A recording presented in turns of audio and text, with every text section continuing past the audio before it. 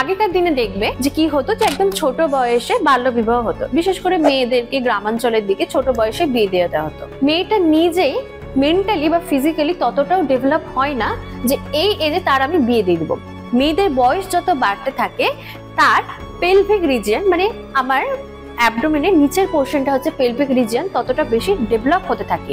তাই যত বেশি বড় হয় মেয়েরা, সেই একটা পার্টিকুলার এজে গিয়ে কিন্তু মেয়েদের বিয়ে দেওয়াটা উচিত। আবার বেশি বয়স হয়ে গিয়েও বিয়ে দেওয়াটা উচিত না, কারণ একটা কথা সবসময় মনে রাখবে, বুড়ো যে কোনো লোক হতে পারে, সে কিন্তু আজীবন এই স্পার্ম তৈরি করতে পারে, কিন্তু মেয়েরা কিন্তু আজীবন ওভাম প্রডিউস করতে পারে না। মোদ্দা কথায় পিরিয়ডস যখন হচ্ছে না, একদম স্টপ হয়ে যাচ্ছে, তারপরে কিন্তু মেয়েরা কোনো রকম ভাবে ওভাম তৈরি করে না। তাই বুড়োরা আজীবনকাল স্পার্ম প্রডিউস করলেও, তার ফার্টিলিটি থাকলেও মেয়েরা কিন্তু করতে পারে না। এই কথাটা মাথায় রাখবে।